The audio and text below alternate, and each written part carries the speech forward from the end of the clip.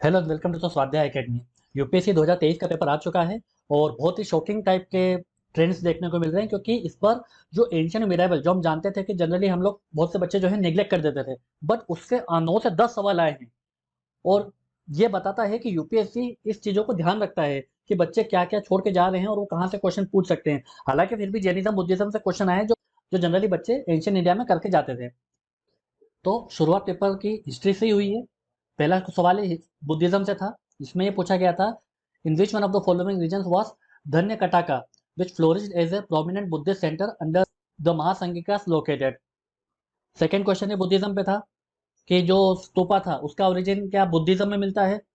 और इसमें जो ऑप्शन दिए गए थे वो भी थोड़े कंफ्यूजिंग टाइप के थे। इसमें से आपको एकदम से आप एलिमिनेट नहीं कर सकते थे, क्योंकि इसमें जो ऑप्शन थे वो only one, only two, all three या नन थे। तो यहाँ पर एलिमिनेशन जो टेक्निक है वो फेल हो जाती है। तीसरा क्वेश्चन भी एंशियंट इंडिया से था, जिसमें कि with reference to ancient South India, Korkai, Poompuhar, Muchiri, ये क्या थे बेसिकली, ये क्वेश्चन आपसे पूछा गया था। चौथा क्वेश्चन भी हिस्ट्री से था, in which of the following explain the practice of Vattakirutal. जो संगम पोएम्स है वहां पर हमें प्रैक्टिस देखने को मिलती है। पांचवा क्वेश्चन भी डायनेस्टीज से था, होयसाला, गढ़वाला, ककाटिया, यादव। इसमें भी जो ऑप्शन थे वो भी कंफ्यूजन थे, only one, only two, only three, मतलब जो एलिमिनेशन टेक्निक थी वो हमारी अब काम नहीं कर रही थी। छठा क्वेश्चन भी हिस्ट्री से था, जो लिटरेरी वर्क थे उनके ऑथर कौन कौन से थे, ये क्वेश्चन आप देख सकते हो। सातवां क्वेश्चन भी आपको रिलीजन से मिलेगा। आठवां क्वेश्चन आपको विजयनगर एम्पायर से देखने को मिल रहा है।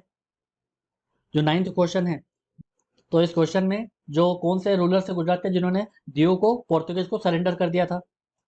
टेंथ क्वेश्चन आपका मॉडर्न हिस्ट्री से आप मान सकते हो, जिसमें पूछा यह गया था कि in which of the following acts was the governor general of Bengal designated as a governor general of India. ये इजी क्वेश्चन था। Charter act 1833। In essence what does the due process of law means. तो इसका आप answer क्या निकाल सकते हो। इसमें दो ऑप्शन कंफ्यूजन हो सकते हैं, क्योंकि जो पहला है प्रिंसिपल ऑफ नेचुरल जस्टिस वो भी फॉलो करना चाहिए और fair application of law, but इसमें जो सी होगा वो ज़्यादा अप्रोप्रिएट मीनिंग करता है, मतलब जो लॉ होगा उसका फेयर एप्लीकेशन भी होना चाहिए। अगला क्वेश्चन हमारा एप्लीकेशन है, लॉ का एप्लीकेशन। जैसे कि जो प्रिजन होते हैं इंडिया में वो कौन मैनेज करता है, स्टेट गवर्नमेंट। 13 क्वेश्चन थोड़ा सा एनालिटिकल है, जिसमें ये पूछा गया था, in which one of the following statements best reflect the chief purpose of constitution of country. तो यहाँ पर आपको कॉन्स्टिट्यूशन की अंडरस्टैंडिंग होना चाहिए कि कॉन्स्टिट्यूशन का जो बेसिक पर्पस है वो क्या है।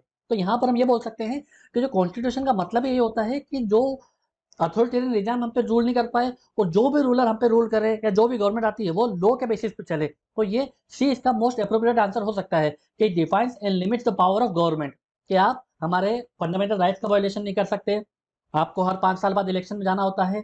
तो ये आपका बेस्ट अप्रोप्रिएट रिफ्लेक्ट करता है कॉन्स्टिट्यूशन का चीफ पर्पस। इसके हम जब आंसर के आएंगे तो और हम अच्छे से डिटेल में इसको डिस्कस करेंगे। फिलहाल हम क्वेश्चन देख रहे हैं कि क्वेश्चन कैसे आए हैं इस साल के। तो जो पॉलिटिकल क्वेश्चन हैं वो काफी इजी लग रहे हैं। 14th क्वेश्चन है, in India which one of the following constitutional amendment was widely believed to be enacted to overcome the judicial interpretation of fundamental rights. तो इसका आंसर भी 42nd अमेंडमेंट एक्ट हो सकता है, जिसको हम मिनी कॉन्स्टिट्यूशन बोलते हैं, क्योंकि डीपीएसपी फंडामेंटल राइट्स के बीच में जो कॉन्फ्लिक्ट चल रहा था वो 42nd अमेंडमेंट के द्वारा जो जुडिशियल इंटरप्रिटेशन को काउंटर करने की कोशिश की गई थी। 15th क्वेश्चन है, consider the following organisation bodies in India. अब इसमें क्वेश्चन ये पूछा गया कि इसमें से कौन सी कॉन्स्टिट्यूशनल बॉडीज है। तो जो national commission for of backward classes है ये आपका कॉन्स्टिट्यूशनल बॉडीज है, बाकी सब लॉ से बनी है। तो इसका सिर्फ ओनली वन आंसर आएगा। 16 क्वेश्चन भी पॉलिटी से है, जिसमें प्रेसिडेंट इलेक्शन को लेकर क्वेश्चन आया हुआ है। 17 क्वेश्चन फाइनेंस बिल को लेकर आया है, मनी बिल। इसमें आपको फाइनेंस मनी बिल के बीच में डिफरेंस पता होना चाहिए, तो आप इजीली आंसर कर पाओगे। बट यहाँ पर आप देख पा रहे हो कि बार बार जो ऑप्शंस आ रहे हैं वो ऐसे ही आ रहे हैं कि एलिमिनेशन टेक्निक को अब कुछ हद तक यूपीएससी काउंटर करने की कोशिश कर रही है। तो बच्चों को समझना होगा कि जब भी आप कोई टॉपिक पढ़े, जब भी आप कोई क्वेश्चन पढ़ें, तो पहले आप अपने नॉलेज के बेसिस पर क्वेश्चन को आंसर करने की कोशिश करें, ना कि सीधे एलिमिनेशन टेक्निक पर चले जाएं। 18 क्वेश्चन आपका इन्वायरमेंट से मान सकते हैं, क्योंकि कम्युनिटी रिजर्व को लेकर क्वेश्चन आया हुआ है। इसमें जो ऑप्शन है वो एलिमिनेशन टेक्निक को काउंटर करने के लिए दिए गए हैं। 19 क्वेश्चन आपका शेड्यूल एरिया से आया है। इसमें भी आपके जो ऑप्शंस दिख रहे हैं वो only one, only two, all three के बेसिस पे आए हैं। तो इस साल का जो ऑप्शन है, मतलब जो क्वेश्चन है वो तो ईजी लग रहे हैं, बट जो ऑप्शंस आ रहे हैं वो आपको थोड़े से टफ लग सकते हैं, क्योंकि यहाँ पर आप एक भी एलिमिनेट कर लोगे तो भी आप आंसर नहीं कर पाओगे, क्योंकि आपको तीनों के बारे में पता होना चाहिए। 20 क्वेश्चन आपका पॉलिटी से आया है, जिसमें सुप्रीम कोर्ट के लेके क्वेश्चन आया है। 21 क्वेश्चन जो है वो मिनरल रिसोर्स से आया है। India despite having uranium deposit depends on coal for most of its electricity production. तो ये करंट अफेयर में क्वेश्चन था, इस वजह से क्वेश्चन आया है। 22वां क्वेश्चन भी है, वो भी हम इन्वायरमेंट से मान सकते हैं। Marsupials are not naturally found in India. Marsupials can thrive only in mountain grassland with no predators. 23rd question जो है वो इन्वेजिव स्पीसीज को लेके आया है। इन्वेजिव स्पीसीज स्पेशलिस्ट ग्रुप, तो ये जो बॉडी थी वो किसको बिलोंग करती है?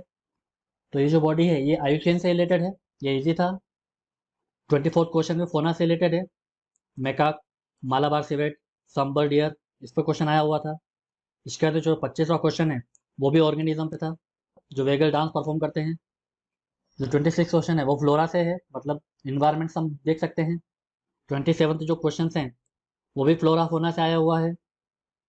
तो इस साल जो क्वेश्चन है वो इससे क्वेश्चन है जो यूपीएससी ने जो ट्रेंड चलते हैं मार्केट में, राजेंद्र नगर मार्केट में, उसको काउंटर करने की पूरी कोशिश की गई है इन क्वेश्चंस में। क्योंकि जनरली बच्चे सिर्फ बॉडीज पे या उस पर फोकस करते हैं, जनरली स्पीशीज जो है वो छोड़ के जाते हैं, बट इस साल यूपीएससी ने ज्यादा फोकस किया है ऐसे क्वेश्चंस पे। 28वां क्वेश्चन भी माइक्रो ऑर्गेनिज्म पे है। 29 क्वेश्चन जो है वो भी फोना से रिलेटेड है। ये हमारे पॉल्यूटेंट से क्वेश्चन आया है इस बार, जो कि एक्सपेक्टेड था। In the making of how many of the above hydrofluorocarbons used.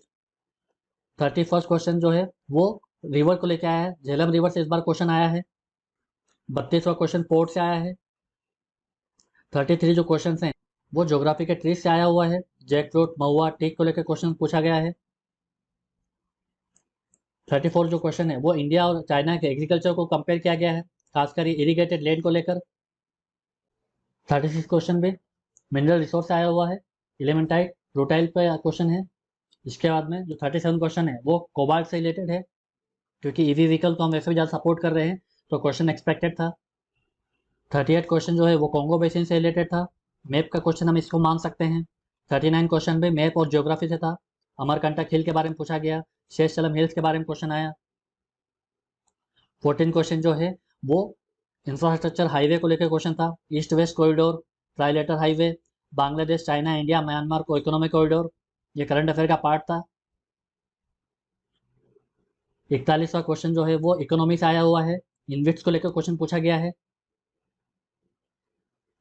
42nd question भी आरबीआई को लेकर है, सेंट्रल बैंक कब अपना इंटरेस्ट रेट हाइक करती है पोस्ट पेंडेमिक। 43rd क्वेश्चन जो है वो कार्बन मार्केट्स को लेकर आया है, क्योंकि ऐसे क्वेश्चन हम पढ़ के जाते हैं तो ये रिलेटिवली इजी माने जाते हैं।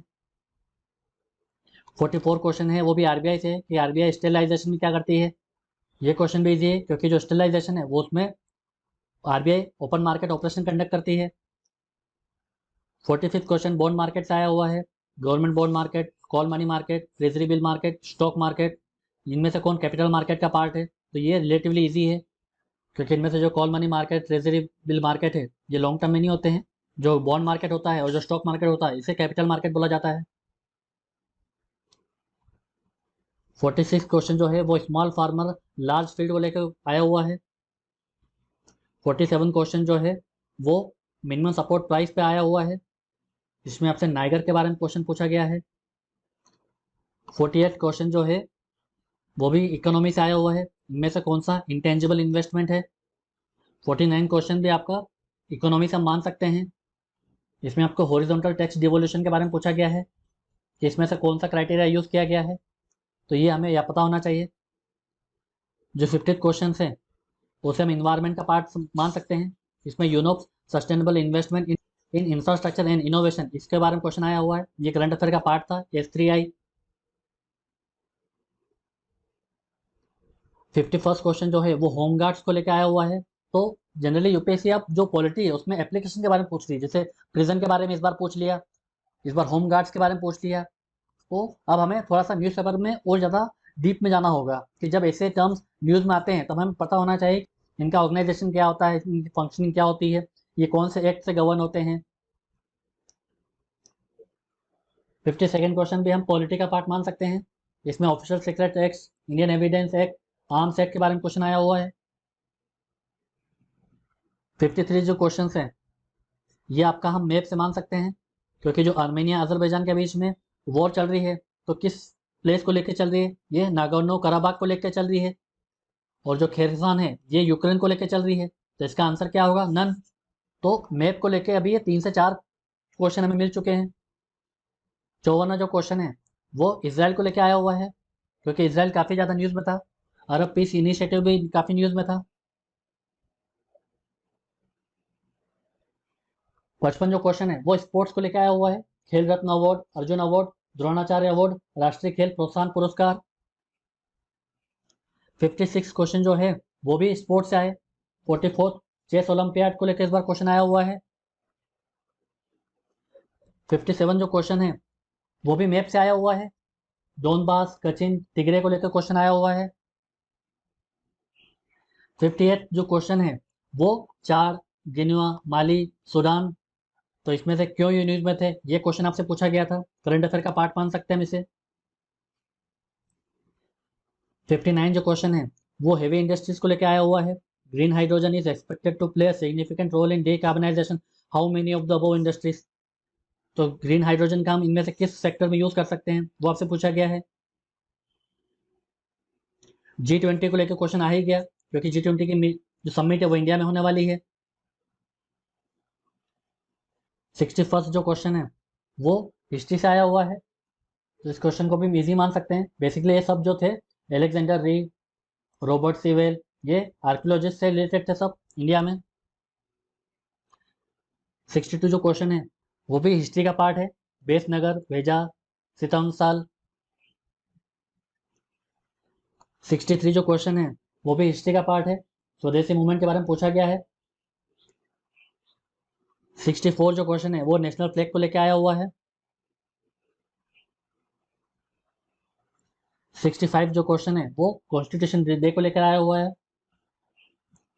66 क्वेश्चन जो है वो स्विट्जरलैंड को लेकर पूछा गया है, एक्सपोर्ट्स ऑफ गोल्ड से रिलेटेड। 67 जो क्वेश्चन है वो ट्रेड एंड टेक्नोलॉजी काउंसिल को लेकर पूछा गया हुआ है, ये करंट अफेयर का पार्ट था। 68 क्वेश्चन जो है वो इकोनॉमी का पार्ट है। India account for 3.2% of global exports of good, economic survey में ये क्वेश्चन मेंशन था। 69 क्वेश्चन जो है वो स्टेबिलिटी एंड ग्रोथ पैक्ट को लेकर आया हुआ है, ये भी करंट अफेयर में मेंशन था। 70 क्वेश्चन जो है वो global compact for safe, orderly and regular migration, JCM को लेकर क्वेश्चन पूछा गया था। 71 क्वेश्चन जो है वो यूक्रेन से आया हुआ था। कौन सी कंट्री यूक्रेन के साथ बॉर्डर शेयर करती है, तो ये मैप में इंपॉर्टेंट था, इसका मैप हमें पता होना चाहिए था। 72 जो क्वेश्चन है वो ज्योग्राफी से था, अर्थ एटमॉस्फेयर को लेके। 73 जो क्वेश्चन है वो भी ज्योग्राफी से आया हुआ है। Soil in tropical rain forest is rich in nutrients, तो जो ट्रॉपिकल रेन फॉरेस्ट की जो सॉइल होती है वो क्या न्यूट्रिएंट्स रिच होती है, जनरली रेन ऑफ में निकल जाती है। 74 जो क्वेश्चन है वो भी ज्योग्राफी से आया हुआ है, इसमें जो टेम्परेचर कॉन्ट्रास्ट होता है कॉन्टिनेंट और ओशन के बीच में वो पूछा गया है। तो इन क्वेश्चन को देख के ऐसा लगता है कि एनसीईआरटी तो आपको अभी भी नहीं छोड़ना है, एनसीईआरटी आपको पढ़ना ही पढ़ना है। जिस व्यक्ति ने भी एनसीईआरटी कर रखी होगी उसने ज्योग्राफी के क्वेश्चन तो इजीली हैंडल कर लिए होंगे। 75 क्वेश्चन जो है वो अर्थक्वेक से है। टर्की में अर्थक्वेक आया था, तो सिस्मोग्राफ को लेकर क्वेश्चन आया हुआ है, इसके ऑप्शन आपको ठीक लग सकते हैं। 76 जो क्वेश्चन है वो पावर प्लांट से आए हैं, coal based thermal power plants. 77वां जो क्वेश्चन है वो वोल बाचिया मेथड को लेकर आया हुआ है, ये इजी क्वेश्चन था करंट अफेयर में, क्योंकि ब्राजील जो है वो इस मेथड को अडॉप्ट कर रहा है ताकि वो मॉस्किटोस को कंट्रोल कर सके। तो वोल बाचिया मेथड जो है मॉस्किटोस के लिए था, तो ये करंट अफेयर का पार्ट है। 78 जो क्वेश्चन है वो बेसाल्ट रॉक के ऊपर था, ज्योग्राफी में इसको मान सकते हैं हम। 79 क्वेश्चन जो है एरियल मेटाजिनोमिक्स से है, ये भी इन्वायरमेंट का पार्ट है। 80वां जो क्वेश्चन है वो माइक्रोसेटेलाइट डीएनए को लेकर आया हुआ है, डीएनए से हर बार जो क्वेश्चन आ रहा है एक्सपेक्ट कर ही रहे हैं हम। 81 क्वेश्चन जो है वो जननी सुरक्षा योजना को लेकर है, तो ये भी स्कीम इस बार पूछी गई है। 82वां जो क्वेश्चन है वो इनिमिया मुक्त भारत स्ट्रेटेजी के ऊपर क्वेश्चन आया हुआ है, बट इसमें जो ऑप्शन है वो काफ़ी डिफिकल्ट है। 83 जो क्वेश्चन है वो कार्बन फाइबर्स को लेकर क्वेश्चन पूछा गया है, ये भी इन्वायरमेंट का एक इनिशिएटिव था। 84 जो क्वेश्चन है वो साइंस का क्वेश्चन मान सकते हैं, फंक्शन ऑफ एक्सीलरोमीटर, ये थोड़ा सा डिफिकल्ट हो सकता है। 86 क्वेश्चन जो है वो बायोफिल्टर्स पे है, ये भी इन्वायरमेंट का क्वेश्चन है। तो जब जब जो फॉरेस्ट के बच्चे साथ साथ प्लेस देंगे तो आप इन्वायरमेंट के अच्छे खासे क्वेश्चन आप एक्सपेक्ट कर सकते हो। तो इन्वायरमेंट तो आपको हर साल अच्छे से करके जाना चाहिए। 86 जो क्वेश्चन है वो भी साइंस से आया हुआ है, साइंस एंड टेक्नोलॉजी का पार्ट है। सिफिट्स, नेबुला, पल्सर्स। 87 जो क्वेश्चन है वो सैटेलाइट नेविगेशन सिस्टम को लेकर आया हुआ है। 88 जो क्वेश्चन है वो बैलिस्टिक मिसाइल्स को लेकर क्वेश्चन आया हुआ है। तो ये थोड़ा सा इजी है क्योंकि अग्निशिप तो बैलिस्टिक मिसाइल के बारे में हम पढ़ के जाते हैं। 89 क्वेश्चन है वो मर्क्यूरी पॉल्यूशन को लेकर आया हुआ है। 90 जो क्वेश्चन है वो ग्रीन हाइड्रोजन पे आया हुआ है। ग्रीन हाइड्रोजन करंट अफेयर में था ही सही, ग्रीन हाइड्रोजन मिशन भी इंडिया ने लॉन्च किया है, तो दो क्वेश्चन जो है ग्रीन हाइड्रोजन पे ही थे, तो ये थोड़ा सा इजी होना चाहिए। 91 जो क्वेश्चन है वो एमएसएमई को लेकर आया हुआ है, इसमें आपको जो नया क्राइटेरिया आया है वो अब पता होना चाहिए अच्छे से। 92 जो क्वेश्चन है वो भी सेंट्रल बैंक को लेकर आया हुआ है, इकोनॉमी का पार्ट है, क्योंकि जो रशिया को स्विफ्ट सिस्टम से बाहर कर दिया है तो स्विफ्ट सिस्टम जो है वो न्यूज़ में था। 93 जो क्वेश्चन है वो बीटा टर्म को लेके आया हुआ है, तो फाइनेंस में बीटा टर्म किसको डिनोट करता है, ये डी न्यूमेरिकल वैल्यू, जो जो स्टॉक मार्केट में जो फ्लक्चुएशन होता है उसको मेजर करता है। 94 जो क्वेश्चन है वो सेल्फ हेल्प ग्रुप से आया हुआ है। 95 जो क्वेश्चन है वो public sector health care system को लेके आया हुआ है, बेसिक रैंडम क्वेश्चन है, अंडरस्टैंडिंग के बेसिस पे था। 96 क्वेश्चन जो है वो वर्ल्ड वाटर डेवलपमेंट रिपोर्ट को लेकर आया था, क्योंकि ये न्यूज़पेपर में था तो ये हमें पता होना चाहिए। 97 जो क्वेश्चन है वो पॉलिटी का पार्ट है, जिसमें सेंट्रल गवर्नमेंट के ऊपर पूछा गया था कि उसकी ड्यूटी बनती है स्टेट को प्रोटेक्ट करना। 98 क्वेश्चन जो है वो करंट अफेयर का पार्ट मान सकते हैं, कि कौन सी कंट्री ऐसी है जिसमें अभी कॉन्फ्लिक्ट चल रहा है और फेमाइन भी आया हुआ है, तो इसका आंसर सोमालिया हो सकता है, क्योंकि हॉर्न ऑफ अफ्रीका में काफ़ी ज़्यादा फेमाइन देखा जा रहा है। 99 जो क्वेश्चन है वो बायोडाइवर्सिटी मैनेजमेंट कमेटी को लेकर आया हुआ है, नागोया प्रोटोकॉल से रिलेटेड है ये। 100 जो क्वेश्चन है वो प्रेसिडेंट इलेक्शन को लेकर आया हुआ है, प्रेसिडेंट इलेक्शन को पहले भी क्वेश्चन आया हुआ है, तो ये सेकंड क्वेश्चन जो है पॉलिटी का जो इलेक्शन ऑफ प्रेसिडेंट के ऊपर आया हुआ है। तो ओवरऑल हम ये कह सकते हैं कि पेपर टफ था, इसलिए नहीं कि टॉपिक ऐसे थे जो हमको पता नहीं थे, बल्कि ऑप्शन कुछ ऐसे थे जो काफी ज्यादा कंफ्यूजन थे। आपको बहुत ज्यादा प्रॉब्लम होती है जब only one, only two, only three, क्योंकि इसमें आपको एग्जैक्ट पता होना चाहिए कि जो पर्टिकुलर स्टेटमेंट है वो सही है या नहीं है। आप एलिमिनेट करके क्वेश्चन को आंसर नहीं कर सकते थे, और इस साल बहुत ज्यादा क्वेश्चन जो है वो ऐसे आए हैं जिसमें आपको only one, only two, only three पे क्वेश्चन आया हुआ है। और हिस्ट्री से इस बार क्वेश्चन ज्यादा पूछे गए हैं, पॉलिटी से क्वेश्चन भले इजी थे बट ऑप्शन काफी ज्यादा कंफ्यूजन थे, और ज्योग्राफी से इस बार अच्छा खासा क्वेश्चन आए हुए हैं। आर्ट एंड कल्चर से इस बार ज्यादा क्वेश्चन नहीं मिले हैं, मॉडर्न हिस्ट्री से भी ज्यादा क्वेश्चन नहीं है, बट जो आए हैं वो इजी थे। इन्वायरमेंट से क्वेश्चन अच्छे खासे आए हुए हैं, तो इस साल में जो कट ऑफ होगा वो 100 के नीचे ही होना है।